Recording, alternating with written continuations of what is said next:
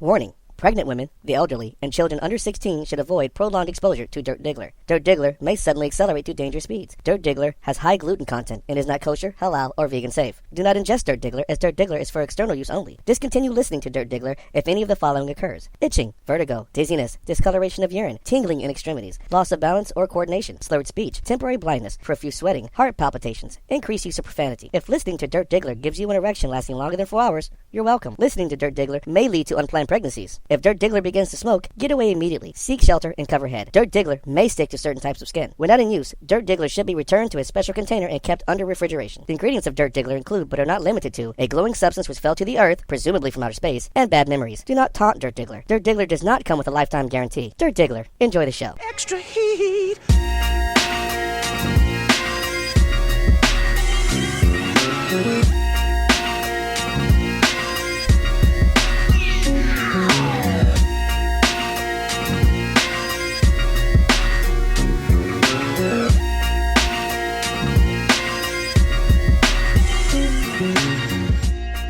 Hey, yo, it's Dirt Diggler, the dirtiest Diggler to ever Diggler, if a dirt could Diggler. And they got the dude, D from down south, 2 weeks in a row. Holla at him, D. Yo, the business is.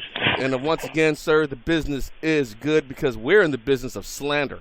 So today we're going to go over the why your division sucks, the highly anticipated NFC East edition of why your raggedy ass division sucks. We're going to go over the NBA Finals, some NBA transactions, as you might have been paying attention. There was a draft, and then there were some trades, and then there's some free agent stuff happening, and all those things. Well, not all of them, but some of them will be discussed in this podcast. We're going to talk about Skip Bayless's departure from ESPN, and how somehow Stephen A. Smith is the most consistent predictor of NBA Finals outcomes, just not as you may think he is.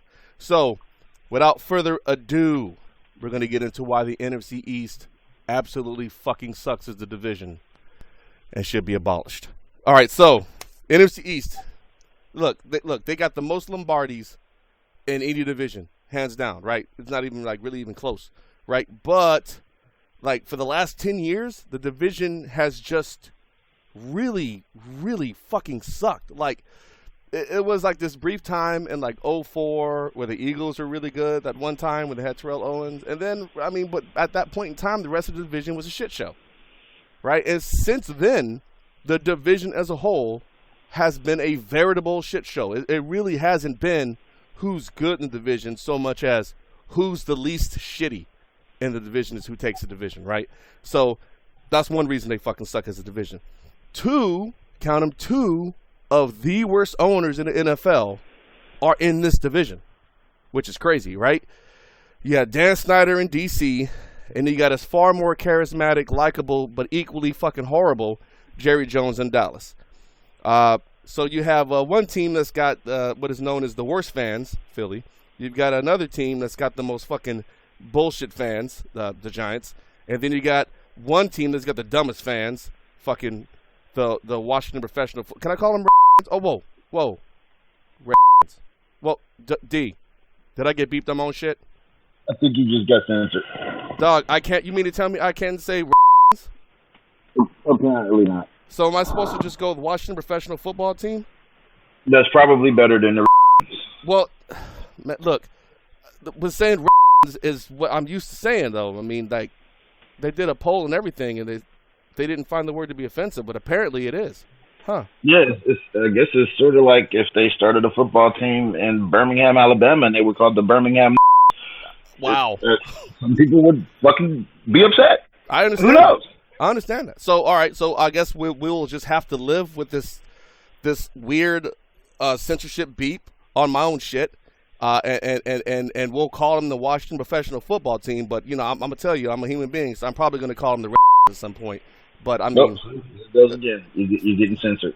God damn it, man! This is bullshit. Either way, look, fucking going on. The dumbest fans in the NFL, that team, period. Right?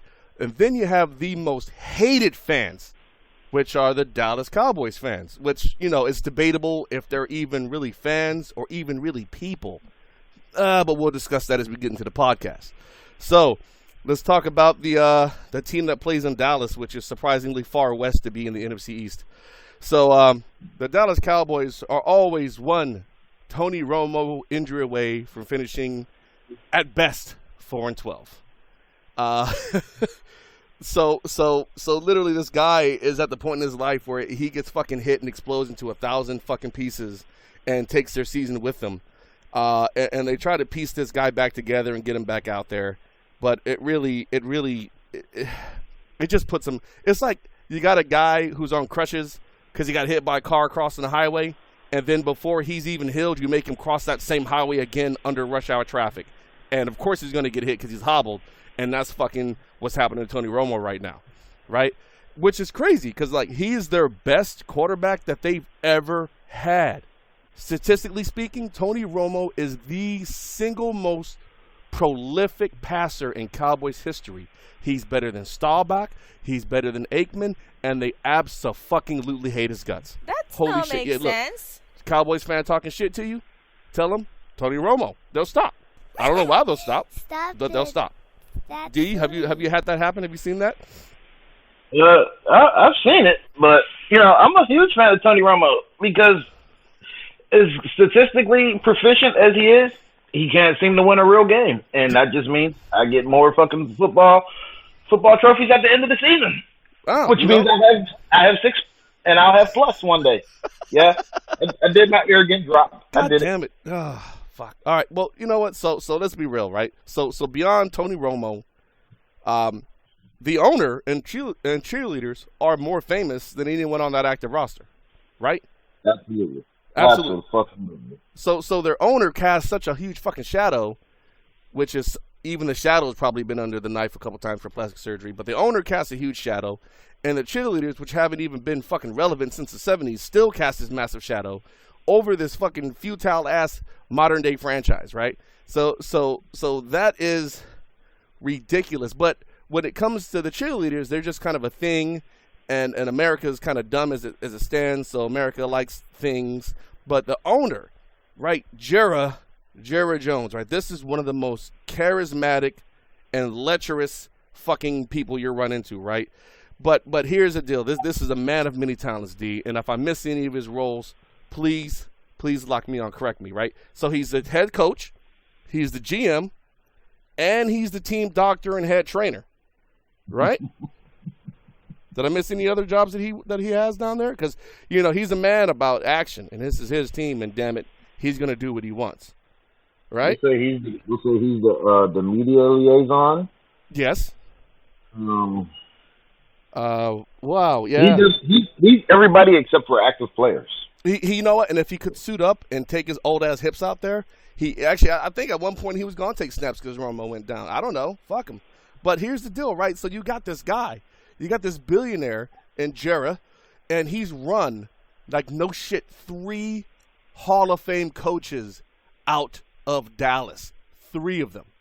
Fucking 3. He's completely, and the last 2 really were inexplicable. It really wasn't even about, like, fucking, like Landry, all right, hey, end of the road, you got to go. But Jimmy Johnson, yo, that was because you wanted more power. Right, and then you had some corpse as your head coach, who with a team that coached itself through another championship or 2, and then you get the big tuna, you get Parcells in town, and you run him out, and so now you're stuck with this redheaded cabbage as your fucking head coach, and because he kowtows to you, you're good with it. No matter how many years you finish 4-12 and 8-8, you'll be happy with Jason Garrett because he will never challenge you to do anything. You will wallow in mediocrity, and you will fucking be in charge the whole time, and that'll just be what it is.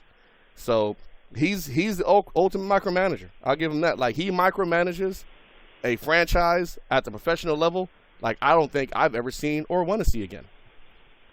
So yeah, Jerry Jones, as charismatic as he is, he's a giant piece of shit. Then you have their running back, what's his name? Fucking McFadden, Mr. Glass. Right? Oh, yeah, he does play for them now. Dog, he broke his elbow, like, dropping his phone or some shit. Like, the dude is at home, right? He's at home. He dropped his phone, and I think he broke his fucking elbow trying to get his phone. This is a multi-million-dollar athlete, a professional running back, and he's made of goddamn glass. McFadden fucking sucks, and the Cowboys suck for having him. So, remember when Dez Bryant, remember him, right? Kind of a big deal, came out of college. Remember when he had a babysitter? Like, do you remember when Dez Bryant got drafted, right? They were like, Dez Bryant is an explosive player, but he's got some character concerns. But the Cowboys are gonna draft him and give him Michael Irving's old number because he's gonna be the next playmaker the Cowboys have, and yada yada yada. But he was like a walking fucking liability. Like, the dude went and purchased like $250,000 in jewelry without ever once actually getting an NFL paycheck right before the lockout. That guy. The guy that was getting kicked out of fucking malls because him and his entourage were going into the shopping mall acting like total assholes. That guy, that's the guy that Jerry Jones, no shit, hired a babysitter to watch for the first several years of his career. I have no choice but to assume he still has a babysitter because I've never heard of the babysitter going away. So you have a fucking $1 million athlete who's not allowed to go do big boy shit on his own lest he get his dick stuck in the blender. Yep. Wow. See, I don't even know how to feel about that. Like, I'm happy that the team is doing what they got to do to keep the guy out of prison. At the same time, I'm like, this dude is like fucking in his mid-20s right now. Like, if he hasn't figured this shit out, he's not going to. He's not going to. I'm surprised. The second that they say we think he's got it, he's going to be in fucking prison. I'm telling you. So speaking of prison, this is the team that took on active train wreck Greg Hardy and then defended this guy at every turn before releasing him back into the wild because they realized that he was a fucking head case. Right? Do you remember that? Did you remember watching him play, right? The Kraken came out of Carolina. He was like spent a year in limbo, and then he came out and was doing all these good things in Dallas until the pictures of the girl he beat the shit out of hit the media, and then he fell off the face of the planet. You remember all that, man? Yeah, it's all downhill after that. So it was. He reacted poorly to it, right? So Greg Hardy, he goes through his thing, and Dallas is covering for this guy. And I'm telling you what, look, that Dallas locker room, that front office supported the shit out of this guy until they realized he was a total bum. So the guy's putting up numbers, but apparently he was like, he didn't learn shit. Like, he was still out doing whatever he's going to do and partying extra hard. Right, so the dude's partying extra hard. He's missing practices. He's showing up late. He's underperforming. He's not getting, he's rolling straight from the club into the facility for practice. And apparently, he wasn't able to do that. He didn't do well in doing that. So I don't know what to expect. Like, dude, you still have the beer in your hand as you're standing on the sideline. You're probably not going to perform at level. You haven't slept in 48 fucking hours, dude. What are you doing? But that's where he's at. That's Greg Hardy. I mean, I know, man. So, what was your take on his whole thing, man? Because that was a bit of an issue with him. So, what do you think? What was your take on Greg Hardy? At the end of the day, there are some people in the world who just don't deserve to be in the world, and he might have been one of those people. And that's not, I'm not going to be judgmental about the thing. I mean, what they say, money doesn't change you; it brings out who you actually the fuck are.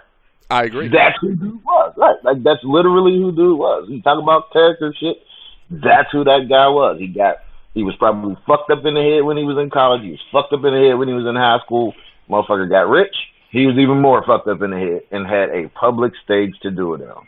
Oh yeah. Yeah, it's like Eric. All right, so low hanging fruit, but I'm not gonna make the joke, right? But I'm just gonna draw the similarities, right? Aaron Hernandez was not. He did not instantly become a psychopath when he was on the Patriots. He was a psychopath way before that, right? When he was at Florida, he was a fucking psychopath, and the police department and the college covered for him while he was at Florida, shooting motherfuckers at the club, like he he was shooting dudes, like shit. Like he went pro. He was an active gangbanger who could play football, so they determined that being a gangbanger was okay for the time being.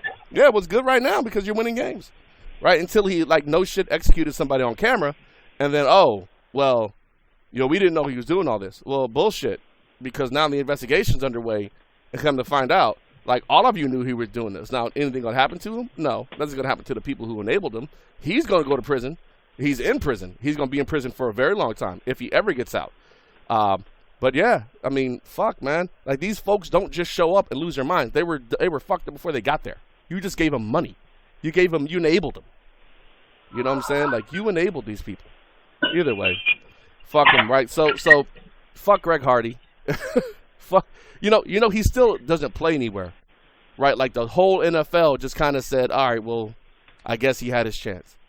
Well, like I just said, you figure these people know, like most people in the world know, if somebody's fucked up and you give them money, they're more fucked up. Indeed. That's what it is. Like, if you know a dude is fucked up and you're watching him be fucked up, you don't give him money. It's like if you smoke crack and you want to smoke crack and you refuse to recognize that crack is a bad thing, and I give you millions of dollars and you can smoke millions of dollars worth of crack, what the fuck do I think you're going to do? Smoke fucking crack. Yeah, indeed. Like, yeah. What's crazy though is if you look at his numbers for where he played, they're actually respectable based on what he did in the first half of the season. But what you can't ignore is that he fell off the face of the map after those pictures came out. That he never showed contrition to what he had. I mean, the whole case was a boondoggle. But I think his total lack of public remorse and his inability to function in an NFL locker room, and which carried over into the field in the second half of the season, I really think that's what doomed him. Like really, if he was still being productive, he'd still be on the Cowboys roster. If he was still putting up numbers, they'd have just dealt with all that shit, and he'd have been on the roster. But he didn't. You know, he didn't put up the numbers he needed to put up to justify his existence in that locker room. And apparently, no one's desperate enough to take a chance on him right now. So I think that says a hell of a lot about where he's at. But like I said, fuck him. So, my favorite thing, right? My favorite, most hated thing, right? So the Cowboys fan base. These are some of the loudest motherfuckers. I'll tell you what. How long has Emmitt Smith been retired? Yeah, too long. Like, too long seriously. to be in the conversation about football. Bro. He's not even a good sportscaster at this point. Well, that's because he doesn't speak English. He's from Florida. They don't speak English down there. I'm not throwing people from Florida under the bus. I'm going to throw them under the bus, dude. Like, I think like Georgia and Florida, there's a whole different kind of, like, America down there. But Emmitt Smith, he does not speak English. He has a tough time with it, even though he's from here, for whatever reasons. Fuck him. Either way, the dude's retired and already in the Hall of Fame. Why do I still see these folks posting memes about Emmitt Smith being the greatest? Like, don't y'all have, like, current running backs to talk about? Or are they all on IR? No, they don't really have current running backs to talk about. I mean, you got McFadden, and then you got the kid that they just got, the Morris kid from the Washington professional football team.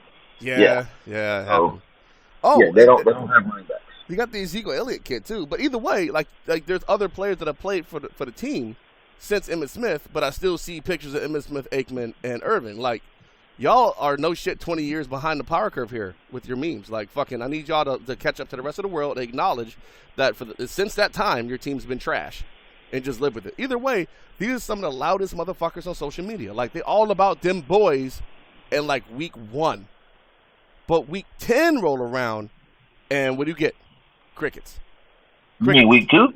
Okay, yeah, week 2. You're right. Well, whenever Romo goes down, you see the sweat bead start to happen because he's going to go down, right? Romo went down last year, and you can see a total change. Like, they knew, even though they hated Romo, they was like, fuck, man, we don't stand a chance. No, you don't stand a chance.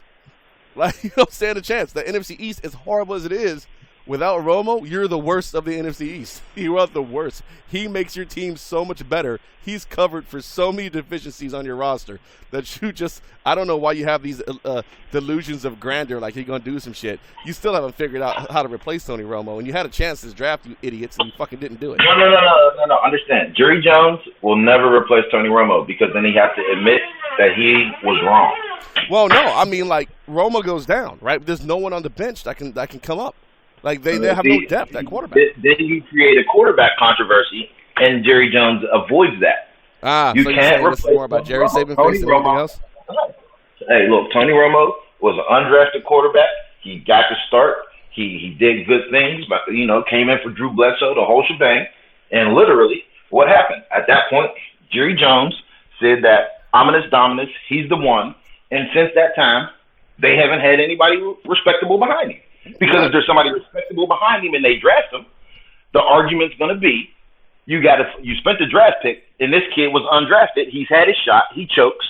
So if Jerry Jones admits that, he admits he was wrong, and then he has to concede the GM, and he might have to concede ownership. Who the fuck knows? Yeah, man, it'd be strange to see him not own it. Eventually, he's going to die, and his son's going to take over, and his son's going to... I don't think Jerry Jones is ever going to die. You think he has a Lazarus chamber? I think Jerry Jones is Emperor Palpatine. I thought that was Belichick, dude.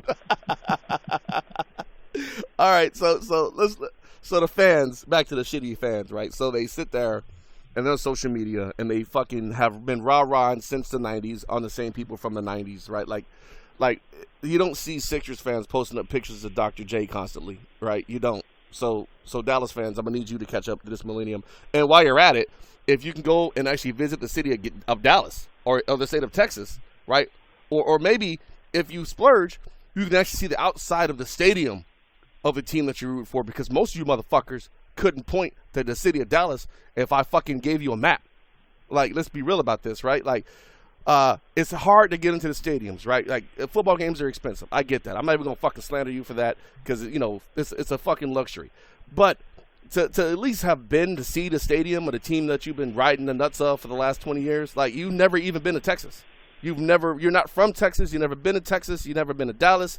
Why are you rah-rahing the team's ball so hard? Like, you are not them boys. You're from fucking Chicago. Like, be a Bears fan, bitch. You're from fucking L.A. Well, yeah, they have a team now. Be a Rams fan. Do something respectable, dude. Like, really, fuck the Cowboys, man. Fuck them and all their fucking fans. Fuck that team. So either way, and all their Lombardis, because we're about to go to the Eagles, and they have none. So let's talk about the Eagles. My Eagles. I'm sorry. Eagles. I know. I'm sorry. Just all right. So all right. Look, like I said earlier, most Lombardis in the division.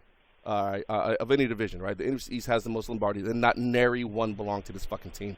My Eagles, right? They're one of the oldest teams in the NFL and have not won a goddamn Lombardi. That's extremely frustrating. Right, so like I don't know how that feels, bro. I know, man. I know. Let me tell you how it feels. Right. Let me tell you how it feels. The relatively recent success of the Eagles actually makes it more painful because these other teams have been shit shows for the last 20, 30 years, and still we have yet to really cash in on that. Like, we absolutely dominated the NFC East during the McNabb and Reed years, and we went to the dance once, and McNabb fucking yacked, and we lost to the Cheatriots. So, fuck, man. I mean, to have that much history for a franchise and to really have nothing modern to show for it is fucking insane. It's fucking insane. And so I'm sitting there and I beat up a fan. And most of the fans weren't even alive to see him win their fucking trophies. And they mention the trophies. And I go and I beat up on a Dallas fan, right? Because Dallas fucking sucks. And they go, well, how many Lombardis you got? And I'm like, none. So, I mean, fuck. And then I go and I beat up on what's another team? The Giants. Yeah, I forgot about them. The Giants. They played in New York, right? Yeah. And they mentioned their Lombardis. And I'm like, fuck, man, they ran. It's depressing. It's super depressing. But let's really get into why they're depressing like now, right? So Sir Chip Kelly, Grandmaster Chip, sent away everyone talented in exchange for a bag of magic beans, which turned out to just be regular beans.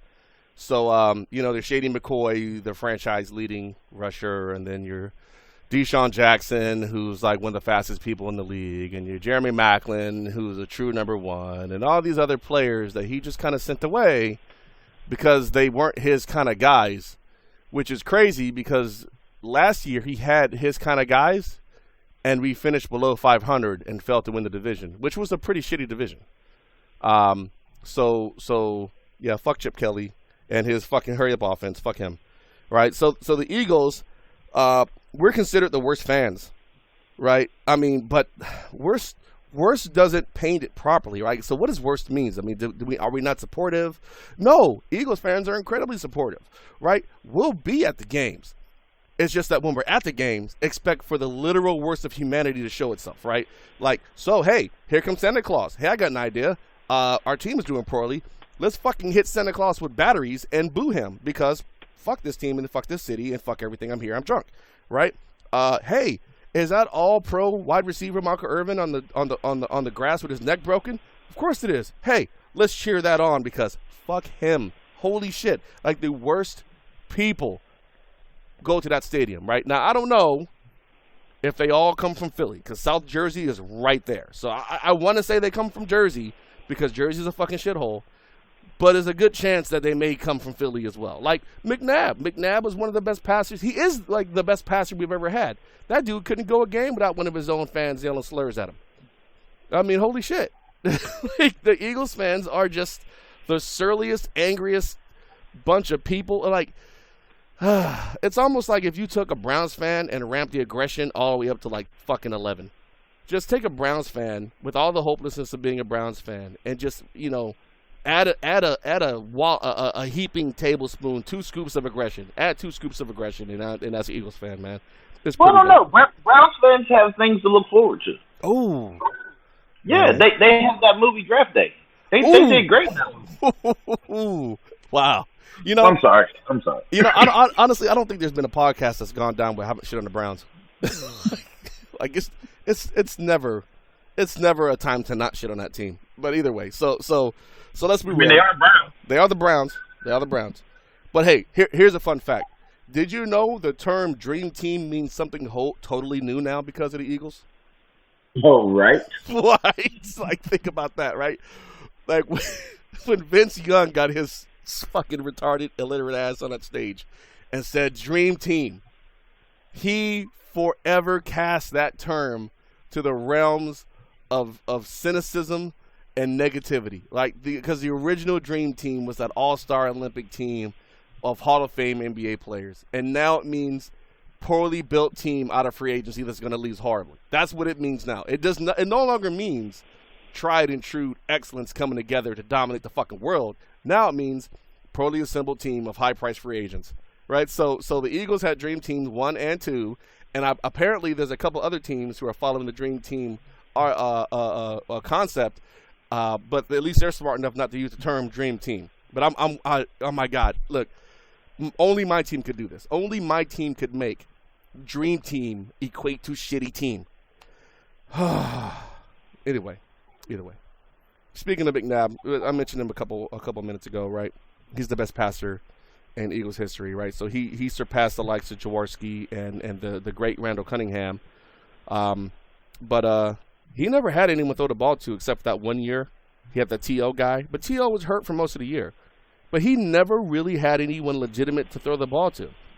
So I don't know if this was like some like ongoing running joke with Andy Reid and the rest of the coaches. Like, hey, I got a quarterback that's so good, I don't actually have to like draft receivers that are worth a shit in order to support him. But, you know, he did well despite the lack of receivers. He threw a lot of passes to Westbrook out of the backfield because Westbrook was really good. He was the best receiver they had, even though he was never really a receiver. And then, you know, when he was done, you know, they gave him a Deshaun Jackson and a Macklin, but he was done by then. You know, and they were new, and they hadn't developed into the polished pass catchers they would become. But either way, McNabb went through his career in Philly, where he was hated, playing football for fans who hated him, with no receivers to throw the ball to, and Michael Strahan trying to do his best to sodomize him. I mean, holy shit, dude. But yeah. And of course that culminates with the feud between Terrell Owens and McNabb over whose team this is, with which peaks at him doing sit-ups in his driveway before being sent to the rival Dallas Cowboys at what would be their prime of the time. So yeah, the Eagles played all that shit really well. Good job, Eagles. That's why we don't have any fucking Lombardis, because you dumb shit like that all the fucking time. You don't hear about this shit happening in Pittsburgh or New England or any other teams that have fucking won Super Bowls in the recent era. Nope, only in Philly, which makes me more sad. Oh my God. Have you seen a picture of Sam Bradford? Yes, it is. Doesn't he look frightened like all the time? He has a perpetual face of fear. Absolutely. So 6'4", frightened-eyed bust of a quarterback would be a good way to describe him, right? A good description.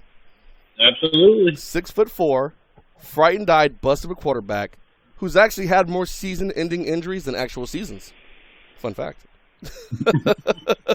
So we just signed him to a 2-year deal that paid a bunch of money, and then I went over all the details of that in other podcasts. But the bottom line is, he's still in Philly, under center, looking incredibly frightened about whatever is lining up in front of him. So I'm looking forward to a lot of panic-looking passes coming out of him that may or may not make their destination, which may or may not result in a fumble or a drop pass. Don't know. Don't know. We'll see. But yeah, he's made of like wicker or some like powder. If he actually makes it through the season, it'd be a damn surprise. But he needs to. But I don't know. So oh shit. Hey, speaking of that quarterback situation, right? Carson Wentz, right? The Eagles kind of gave up a lot of things to get him, right? Remember that? Big deal? Yeah. All right. Hey, you know what just happened to him like a week and a half ago? No. He got locked in a gas station bathroom and had to be rescued by the gas station attendant in Jersey. And that is the future of your franchise. This is the future of my franchise, sir. The future of my franchise can't make it out of the bathroom without hurting himself. Once again, sad. So fucking sad. Oh, and because we do so well with first-round picks, Nelson Aguilar, whose rape case just went to the DA, by the way. So, we're going to watch and see what happened with that. I'm not even going to go too far into that story until more facts come out about that. But he was a first-round pick last year.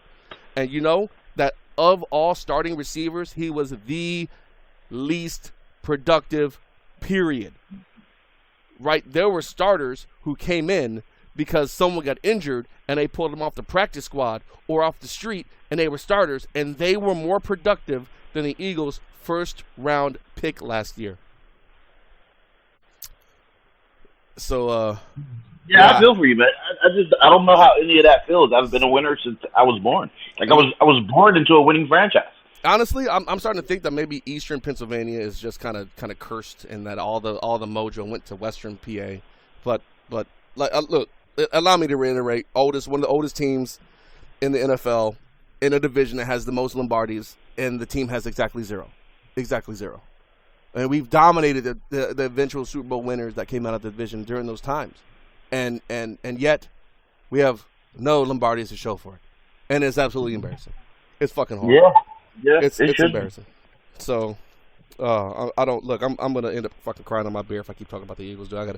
Let's move on to a team that I hate a little bit more than my Eagles. The Giants. So the Giants fired, remember red-faced angry old man Tom Coughlin?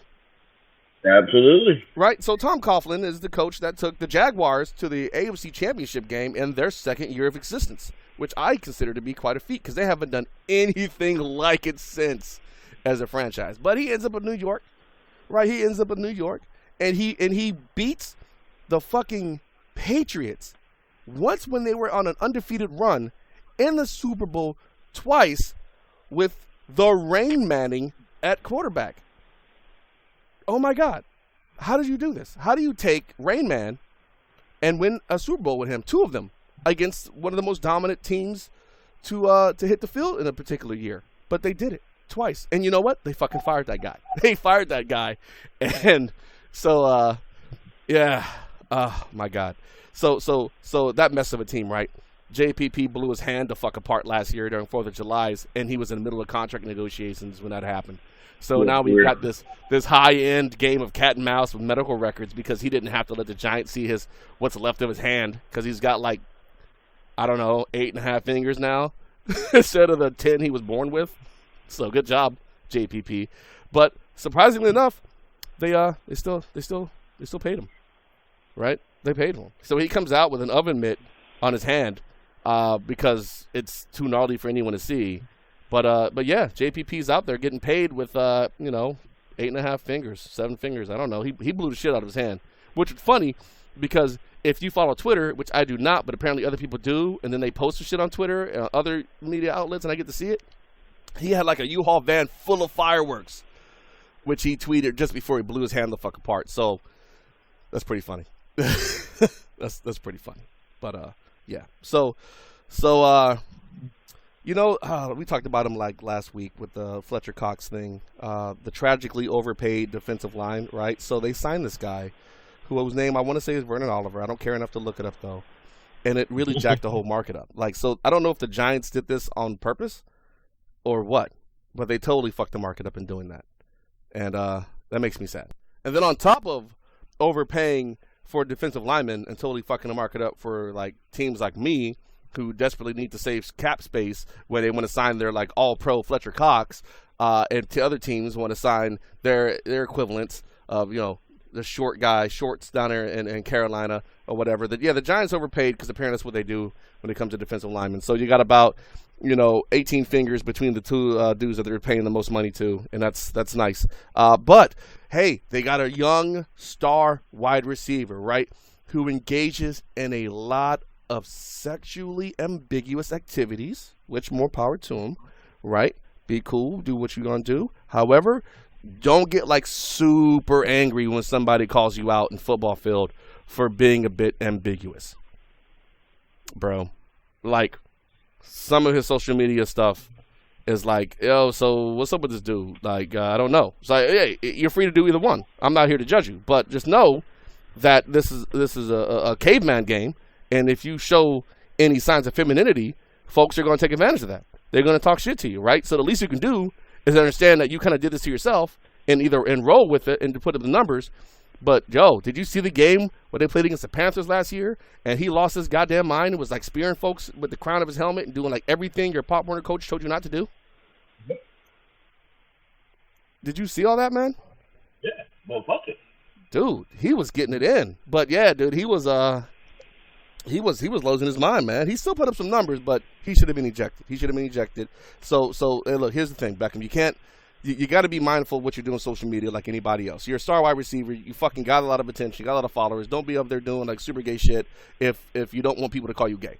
I mean, you're free to do what you're going to do. Understand that you have opponents who are going to say whatever they're going to say to get into your head, and you have to fucking understand that. You've been playing this game for a minute. You play at a high level. Fucking adapt, bitch. So moving on. Hey, the same guy, Beckham, right? If you took away his gloves, he probably wouldn't be catching hardly any of the shit he catches, right? Because he's the gloves, they don't have stickum for like real old school stickum on them, but they got stickum on them, right? So this guy with his leaping one-handed behind the back catches and shit, like those are all based on the technology built into the gloves. So if you take away the gloves, the guy is going back to normal mortal who just kind of runs really fast.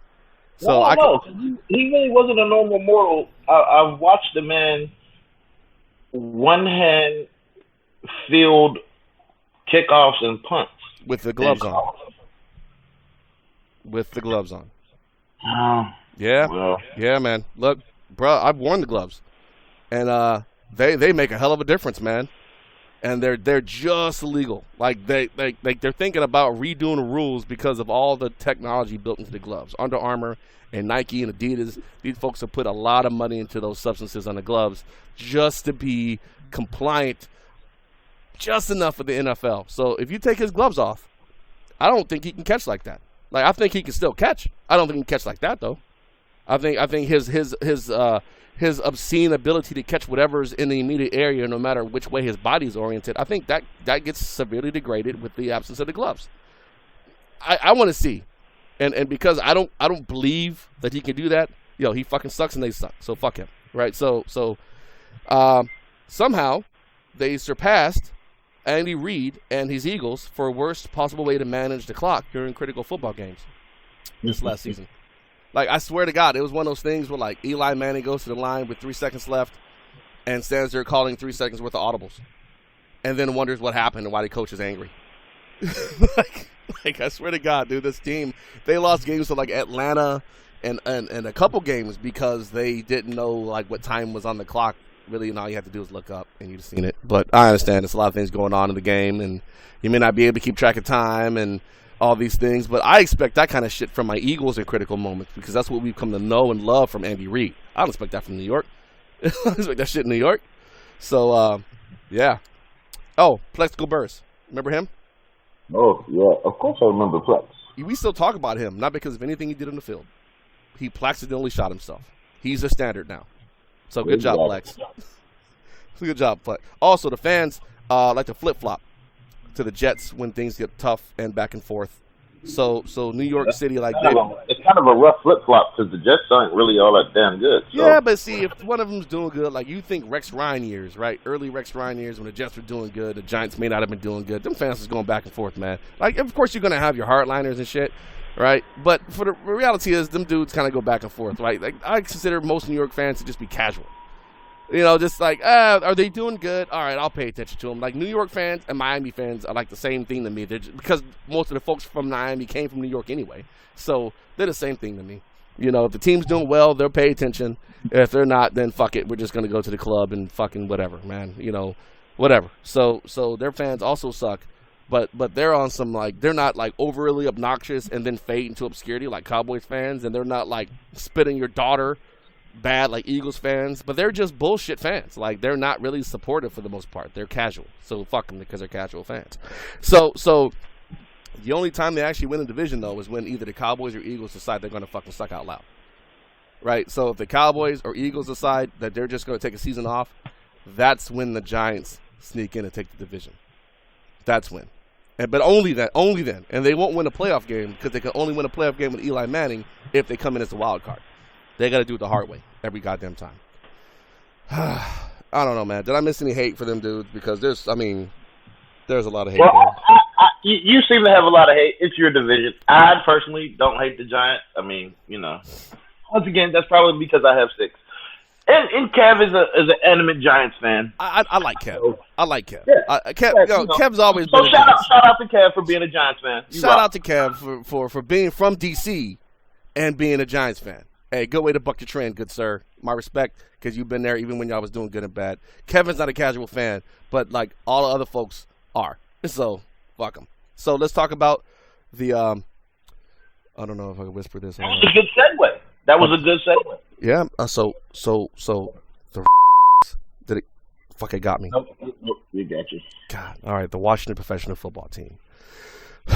So, all right, so they have the honor of having the worst owner in the NFL with Dan Snyder, and they also have the honor of being the last team to fucking integrate. Like, some of you are thinking, what are you talking about integration? Like, rewind back to like the 60s. That's what I'm talking about. That integration. Oh, fuck, I did it again. I'm sorry. The beep.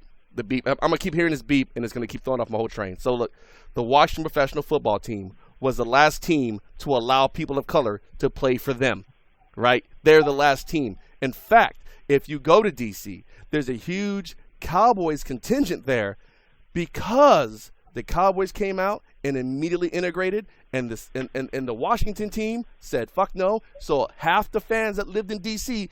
defected to the Cowboys to spite. So the lost half their fucking resident fan base. Did it again. The Washington professional football team lost half their fan base because they're a racist ass organization. So and on top of being racist back then, they still have a slur for a name. So that's why we keep getting beeped. But yeah, so they're still a shithole franchise. So to talk more about why Dan Snyder sucks out loud, and I don't know, like I live in this area, D, so I get a little more insight as to what's going on with this. But Dan Snyder, right? Dan Snyder purchased all the media outlets in the area outright. Like, he either owns them or he's completely freaking subjugated them to say nice things about him all the time, right? So like, if you like say D, you work, you got your newspaper out here, and you say critical things about his team or him, you know what his response to that is? Nope. You don't get access to the team. You don't get to cover my team no more. You don't get access to the press box. You don't get access to the press conferences. You don't get access beyond the outside of the stadium. That's what Dan Snyder does. It's pretty smart, though. I guess if you want to be surrounded by, like, kumbaya. Right or wrong, but it's smart. I'm just saying. It makes him a scumbag. I mean, he's done other more scumbagish things, but yeah, for the most part, he's a horrible, disgusting human being. And actually, people who used to work for him, like, they're still in the area, you talk to them, and they go like, this guy, he's an asshole, man. Like, working for Dan Snyder he's a total asshole. Like, his daughter was having some kind of fundraiser, right? And they were trying to raise money. You know what he gave them? An autographed picture of himself. That's pretty good. So fuck him, dude. His narcissism knows no bounds. That's pretty good. He gave real talk. This guy gave his friggin' daughter's school an autograph picture of himself. Like, who the fuck's gonna pay for this dude? Like, you got $1 million athletes that play for you that help to fetch them, but no, it's all about you, Dan. Hey, good job. Whew. So, which is him being a shitty owner, which is cool, right? Because Jerry Jones is also a shitty owner, but the difference between Jerry Jones and Dan Snyder is that Jerry Jones is likable. Like, Jerry Jones is, like, very loquacious, and he's all bubbly, and people talk to him, and, like, folks are like, Jerry Jones is a great guy. He's driving the franchise into the dirt, but he's a great guy, right? But no one says that about Dan Snyder. It's like, Dan Snyder's a shitty human being, and he's driving the franchise into the dirt. Like, I'm here. Like, there are, like, diehard fans who were debating whether or not to support last season because they wanted him to sell the team. So they're like, this is my daddy's team, and it was my daddy's team. And if I don't support this team, I feel like I'm betraying the bloodline, but I can't stand this owner because he's ruining the team. Which brings me to Scott McGlowan, who's a pretty solid GM right now, right? He's looking good. So you can count on him being fired over the next 2 years because Dan will have to put his stamp on this team if it's remotely successful because it's got to be about him. Like, he is the worst. Like, at least, like, Jones doesn't pretend to, like, let anybody do things. He just does it, he owns it, and it's all about him. But Snyder likes to, like, meddle and then blame the other people when it goes horribly wrong. He never owns what he does. Ever. So, there's more hate, though. Listen, hate.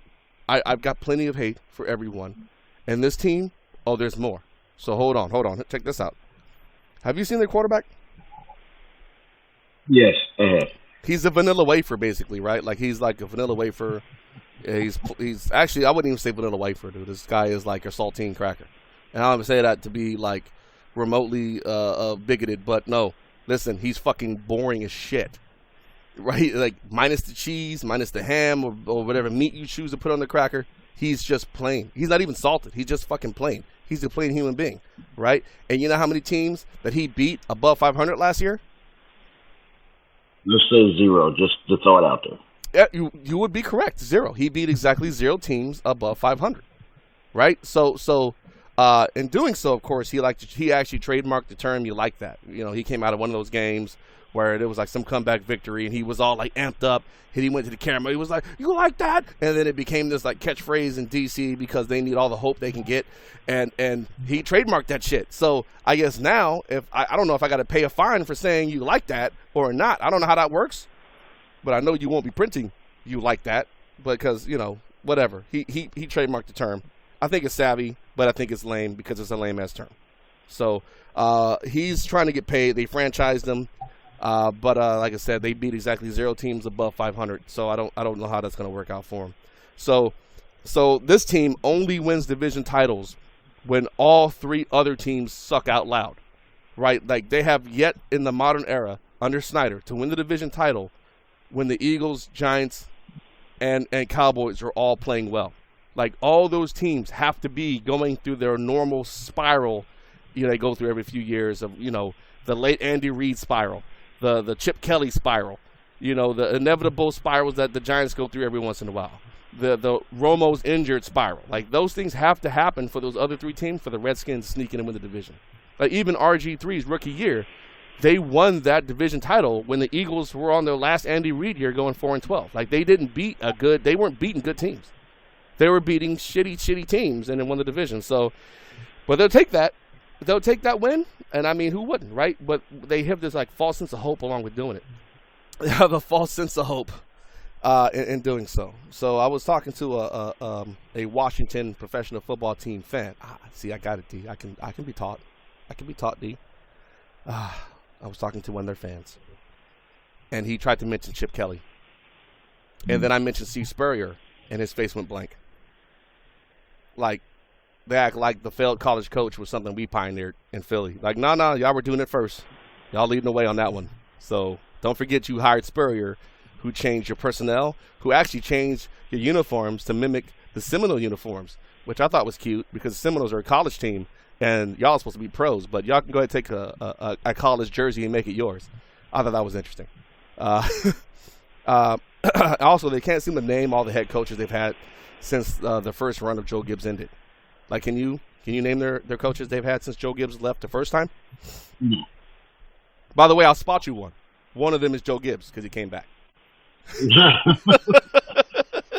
I think we should just start Gruden in there just for GP. All right, so yeah, Gruden's there now, but like between Gruden and Gibbs the first time, actually, yeah, there was like I don't know. There's a bunch of them. There's like a ton of them.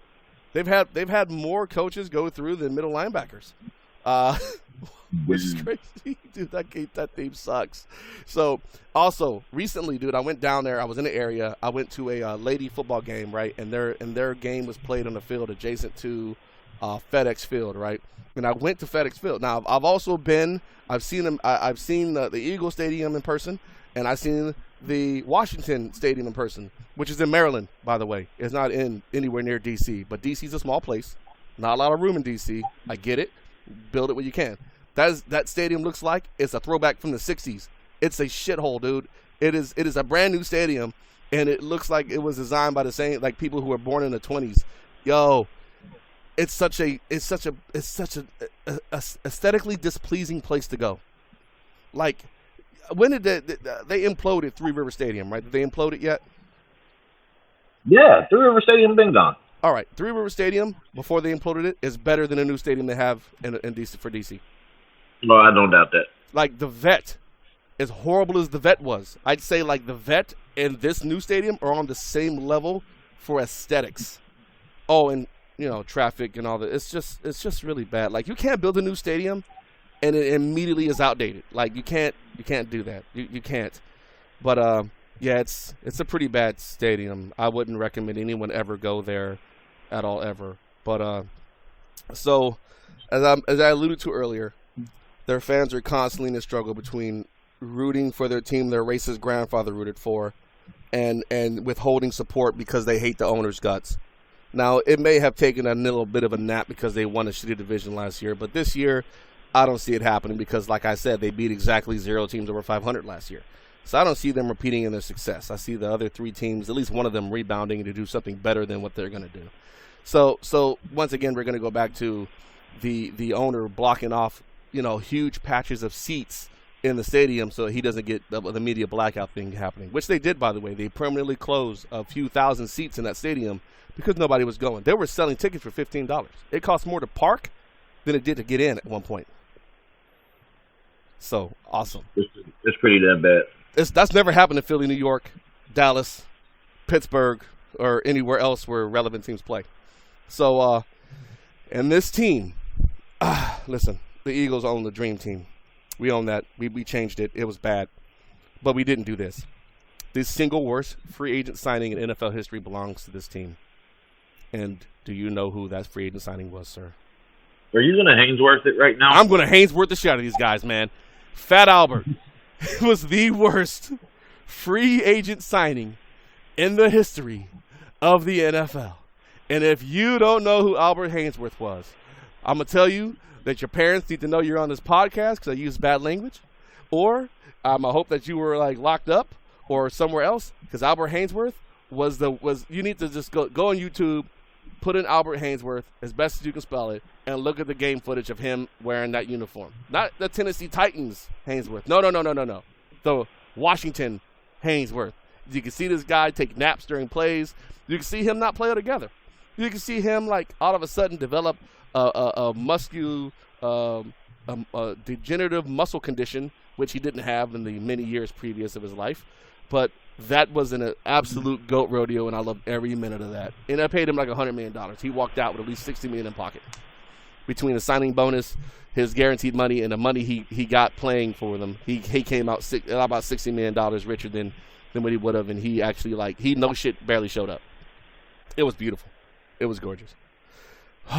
But I know this is going to be a long one, man, but where there is hate, there is hope.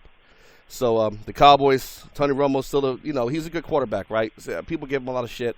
I've watched the guy play, right? So if the guy's going to throw 5 touchdowns at 500 yards and his one interception is what kills you, your whole team sucks, not him. Like, your team needs to stop collapsing around him and, actually play to some semblance of level to where he doesn't have to be a hero. Either way, Romo has proven to be wildly and mobile enough to make some things happen in the passing game. and they need to take care of him because he doesn't have much time left, right? They do have an imposing wide receiver with Des Bryant. They do have the number 4 overall pick in Ezekiel Elliott, who may or may not be good, but they've got some key players that can do some damage for that team. But the problem with them is they don't have anyone behind Romo, so if he goes down, the season's over, period. But if he stays healthy, if that offensive line can keep him from getting smashed again, the Cowboys could make a run in the division because the division still has a lot of question marks in it. All right, so the Eagles, right? The Eagles made some moves in the draft and free agency and are trying to use Andy Reid 2.0 to bring in that same stability with the hopes of actually winning a Lombardi, which would be great. I mean, I'm kind of cynical at this point. I just think it's one of those running jokes the world is playing on us. But it's whatever. So Doug Peterson, he's got somewhat of a hole at quarterback, kind of, sort of, but he patched it with Bradford, right? Throw Bradford in there. Bradford is competent. He may not be, future Hall of Famer, but, he may be good in the game manager type, sense of the way. So you stick Bradford in there, and you get Chase Daniels to be as like the assistant coach and the quarterback staff, and then you develop the rookie Wentz, right? So, that's the plan. That's the plan. So either one is supposed to be able to play.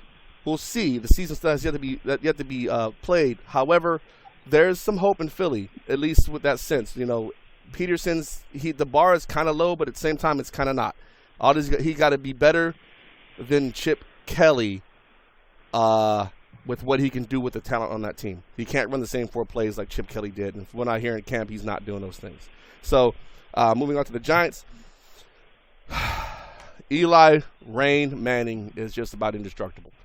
Like, I've seen this guy get pummeled, and like Eli Manning is there every week for like a decade plus.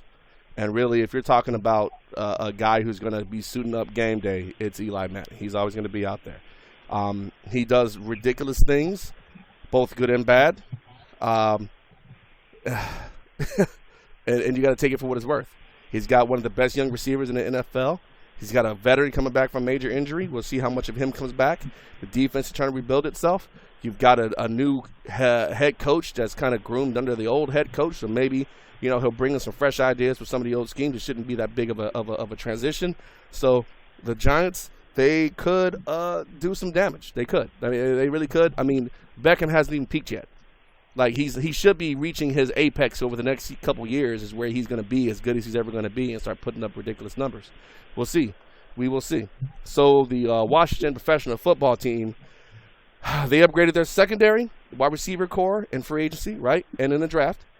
They have the bulk of their defenders returning, and they're currently enjoying somewhat of a rare period of stability in their front office, right? Like, Snyder hasn't been recklessly firing people. I mean, I don't know, dude. Have you seen anything? I think they've been pretty stable, right? They're stable. They're stable right now, right? So if Snyder can keep his hands off the team for a while, they could do some damage. However, that's Dan Snyder we're talking about, so you can totally count on him trying to meddle with the team. But maybe they can get to where they don't need the other 3 teams to be absolutely dysfunctional in order for them to be successful. Which I guess if you are a fan of that team, then that will be nice to actually be able to say we beat winning teams this year, not we simply ate the garbage that was our schedule. I guess that would be nice, and they could do it. I mean, who knows? Maybe Cousins takes the step and becomes a better quarterback than he was last year. He wasn't necessarily bad. He just didn't beat anyone of note. So, hey, D, any oh shit, you know what? So exciting times. I got some mail regarding this particular podcast, right? I got an email from Josh, right? Josh says, "Hey, look, I'm gonna read it. I'm just gonna read it because we're still on why your division sucks, right? So I'm gonna read Josh's why this division sucks, and it's real quick. So the Giants, Josh is a Giants fan. He's a Giants fan. It sucks because Odell Beckham Jr. is dating Khloe Kardashian, and we know what Kim did to Reggie Bush.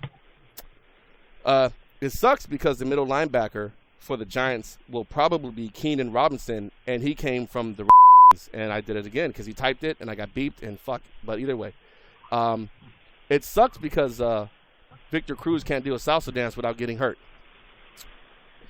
Yeah. It sucks because they are this year's offseason dream team, and we know how that worked out for the Eagles. So looking at you, New York, you're the dream team. So says Josh.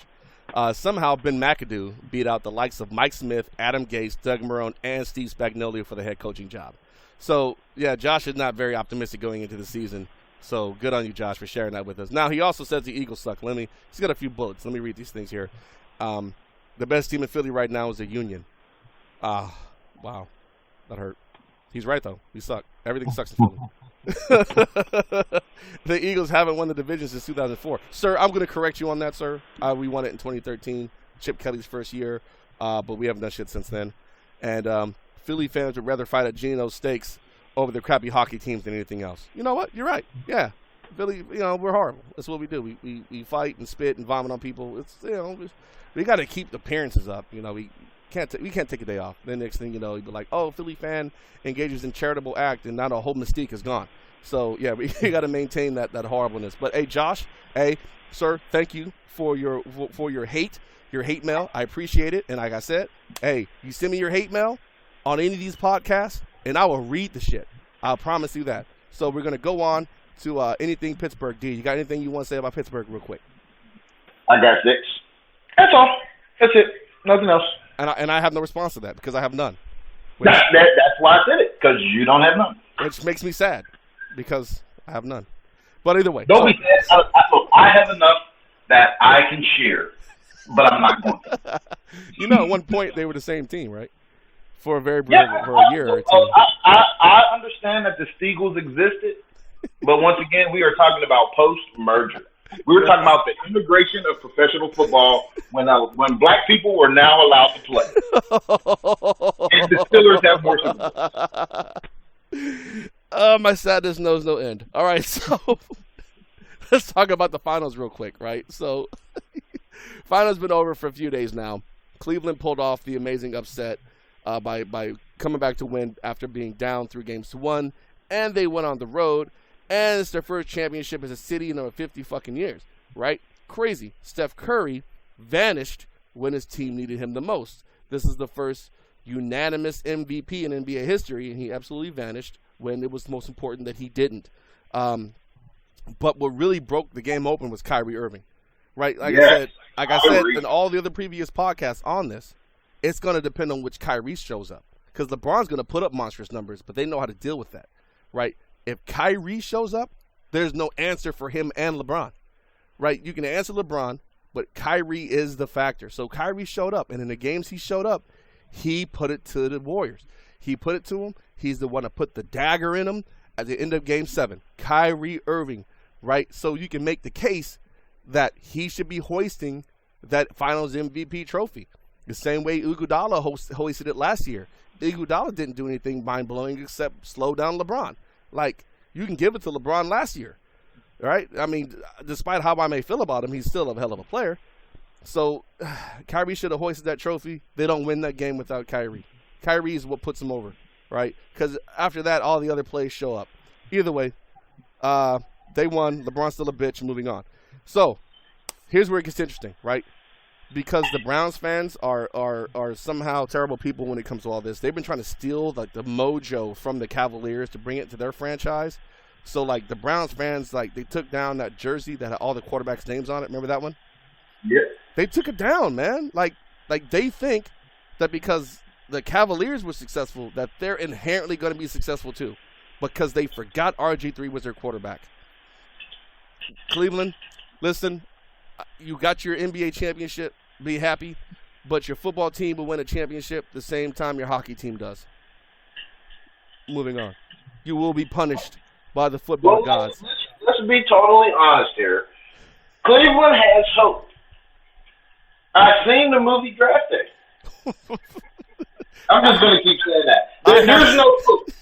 There is no way in hell a Cleveland Browns fan has any idea what it ever will be like to win anything in the fucking NFL as long as they're in the division with the fucking Steelers. So just stick to your fucking happy movie and keep it fucking moving. Oh, God. Either way, yeah. I'm more concerned with the football gods punishing them extra because they decided to try to steal some shine from the Cavaliers. Like, listen, let that team have their shine. Y'all have not done the work. The Cavaliers were serious, during the LeBron time. So y'all don't have a LeBron James equivalent on your team. you have an owner who keeps getting sued for fucking fraud. So, I mean, y'all just got to deal with that. The football gods will have their way with you. Fucking bank on it. Cool, dude. Transactions, like the first day of free agency and everything of the offseason happened. And next thing I know, I wake up and Derrick Rose is in New York. Yes, I will have Derrick Rose gear from here on out. Bro, Derrick Rose, and I'm assuming he brought both his knees with him to New York or in New York? I don't care if he brought his knees or not. I just like his tennis shoes. So what's more telling, though, the bigger news is that Serge Ibaka from the Thunder got traded to Orlando, right? And that Kevin Durant is on the market. He's hunting. And he's already said he's looking at Golden State. But he's talking to Golden State and a couple other really important teams right now, right? And I made illusions that, where he goes is going to dramatically shift the balance of power in the West, right? So if this guy does the LeBron thing and builds his own Heatles, kind of sort of, in Oakland, that could get real messy in the West real quick because his defense is underrated. He's a good defender. He's got long arms, plays good defense, and he's a more consistent scorer than Curry, especially in the playoffs. So heaven help the entire Western Conference if he slides over to the Warriors. That's going to be in a very, very, very, very, very, very tough team to beat. But he has to pick where he's going. He might just stay put. But it looks like the Thunder are dismantling themselves already, so they're ready to scrap and rebuild. We'll see where Westbrook goes. We'll see where Durant goes. We already know where Ibaka's going. We'll see where all the role players go. But yeah, it looks like they may just have called it, and they're just going to let their players wander off into the wilderness to find their own way. So that changes a lot of different things. NBA, look, this offseason's just starting, so expect to see some pretty outlandish trades and moves and whatnot. The draft already happens. Everybody picked who they thought they were going to pick, but those guys are rookies. They haven't played a single NBA game yet. We'll see how that all translates during the season. The Sixers have the number 1 overall pick, and they got their guy to LSU, and we'll see how they surround him. We'll see what they do in Philly with him, because Philly was pretty horrible. The Sixers were horrible last year. They're absolutely horrible, right? But it's not – the East isn't that bad. Like, minus Cleveland, the East is really weak, so they don't have that big of a mountain to climb. But, it would be nice to win 20 games in the season at least once. It would be nice. Can you do that, Sixers? Can you hook me up? I think we deserve that. We supported you a little bit, right? So, that's ESPN. Skip Bayless left, dude. Skip Bayless is no longer on ESPN. I want to say he went to Fox. All right? So, how does that impact the media landscape? Well, it doesn't. You know what? It doesn't impact the media landscape because when I first seen it on Facebook, mind you, that I was just assuming the man was retiring altogether. Nah, simply moving channels or broadcast affiliates. That don't say nothing. Just shut the fuck up and move. Well, you gotta remember. How many times? Okay. Think about it. 20 years ago, people were not on different fucking channels. You know what I'm saying? Like if you were on BET, you were not on MTV, you were not on VH1, you were not on Fox. It just didn't happen. Now, like one company owns all of that shit. Motherfuckers make special guest appearances on other channels. They actually be on MTV talking about BET while giving a fucking shout out to VH1. Skip Bayless leaving ESPN doesn't mean shit if he's not really fucking retiring. Well, it means something as far as ESPN's viewership, right? Because now you don't have this asshole who's being contrarian for the sake of being contrarian, right? You don't have this guy who's just like making the worst of worst hot takes, who's taking the worst positions to defend the worst people. But we're also going to lose out on people like Richard Sherman dismantling him on ESPN. Because you got to remember, like 4 years ago, Richard Sherman absolutely dismantled Skip Bayless, and it was beautiful to watch. He was like, yo, you remember this, right? This is when Revis was the dude, and Sherman was when the whole thug and not well spoken and all this other shit. Like, look, you're missing what I'm saying.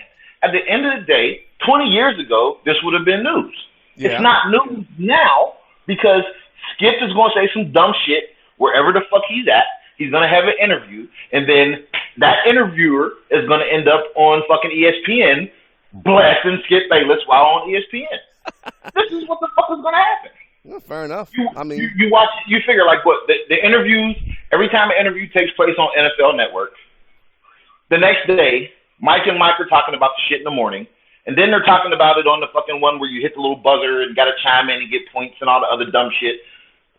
There's no fucking difference. Right. There's no difference in the channels. Skip Bayless not retiring is more news than Skip Bayless leaving ESPN. All right, I'll give you that, man. All right, so the unified media theory, dude, like they're all the same, is what I'm hearing. They're all the same. They're all owned by the same people. Are they not? Well, they are. No, you're right. You're right. You're right. They are pretty much all the same. They all share the same content. If a story breaks on NFL, it'll be on ESPN. It'll be on Fox. Like, in the content will not differ at all, right? It will not differ. Where it starts to get interesting is with people like Skip Bayless, because they take that headline and then they put their take on it, and that's what makes it interesting, right? But his takes aren't going to change because he went to Fox. They're going to be the same stupid fucking takes. It's just now they come from Fox, and we're still going to hear about them because they're going to talk about them on ESPN and the NFL Network and everywhere else. Like, you're right. Everyone talks about everyone else's. Like, there's no segregation between who's reporting what and how they're talking about it. It's all like, you're right. Dude's going to be on MTV, you know, coming from BET, giving a shot to VH1. That's totally. You know what? I agree with you. I agree with you on that. There really is no difference, but it does break up the super team of him and Stephen A. Smith, which I'm all for because. Does it? Does it honestly? It does. It does because now. Okay, now this is my question. This is the question I'll pose. Right? You say it breaks up the super team. Well, yeah. Once upon a time, there was a Batman and a Robin. Robin goes off and he does some other shit, but they still do comics together.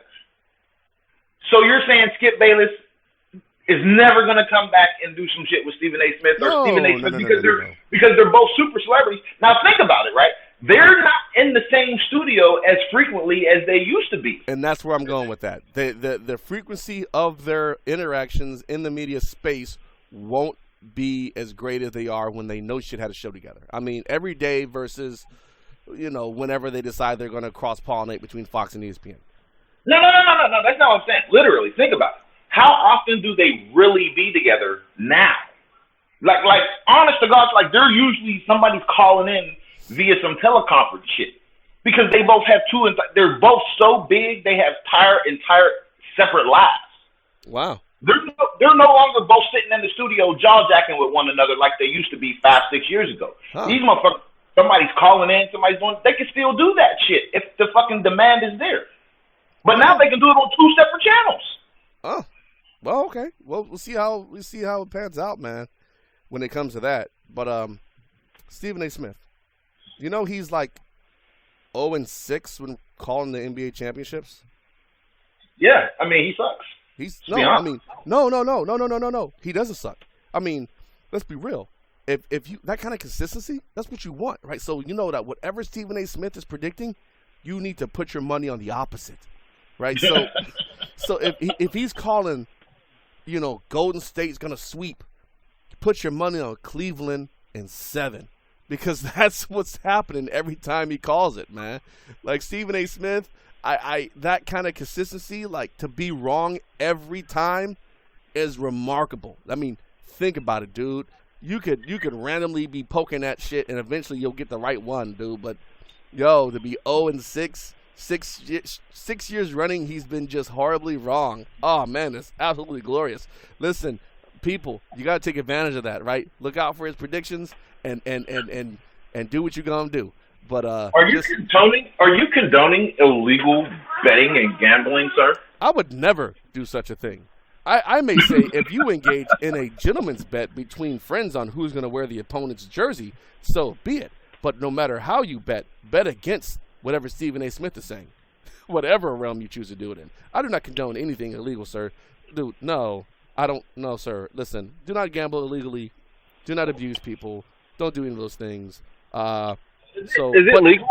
Is it legal to have a racial slur as a team name? Apparently, well, maybe. The U.S. Trademark Office totally rescinded the trademark, but it's still there. So I guess if you used that word earlier today, that was illegal. So thereby condoning. I kind of tried to, but whatever demons live in this machine caught me, and you never actually will hear the word on the podcast because it got beeped, right? All of them got beeped. Did they scalp you? Oh. I'm sorry. No. I'm sorry. Oh man, yeah. So whatever censorship demons run around here, or censorship fairies, whatever you want to call them, they kept me from saying the word on the podcast. So good on them for that, right? Keeps me out of trouble. Keeps me out of trouble. But as far as the team itself, oh no, you got assholes willing to go to bat and take a bullet for that dumbass name, but just not me. I don't care. I mean, you gonna have to defend that dumbass name if you want. I'm not defending that shit. So, all right. Listen, so this is the halfway point, man. Like, yo, this is the no shit middle of the Wire Division Sucks series, right? So next up is gonna be the NFC North, right? NFC North is gonna be the next one. So you got your Lions, your Bears, your Vikings. So are there teams in that division? Dude, listen, hold on. Lions, Bears, right? Vikings, and your Green Bay Cheese Packers, right? Green Bay is kind of a big deal, right? The Bears, right? Somehow Jordan can pull off, 6 championships, and that's still a football town somehow. And the Vikings have the guy who likes to beat his children, like really badly. And then you have Detroit, which is, I don't know. They've never even been to Super Bowl. But we're going to talk about them. We're going to talk about all those dudes. He didn't beat his children badly. I have to say that. Okay, we'll talk about that next week. Yes. We'll talk about, because, beyond that, there's other things with Adrian Peterson. Dude's a hell of a running back, though. Holy shit. He's great. He's a monster. He's a monster. So he's not Le'Veon Bell, but he's a monster. Oh, my God, dude. So, yeah, we'll talk about him next week, because there's bound to be some developments, and what he's already, peeking up on some chatter. And like I said, we'll talk about all that next week. But listen, for all those who sat through this and listened, hey, appreciate it. So you can find me on iTunes and Stitcher. You can find me on Mixcloud and SoundCloud, right? And I would love it if you sent your most passionate hate mail and suggestions to DirtDiggler2823, all one word, at gmail.com. Once again, DirtDiggler2823 at gmail.com. Like, I got my first email. I'm pretty excited about that. Hopefully y'all send some more so we can continue hating on these shitty-ass divisions, regardless of their success. I don't care. Fuck them. Fuck them all. D, yo, you got anything, sir? Get right or get left. Whole word. A. And on those words of wisdom, D from down south and Dirt Diggler, out.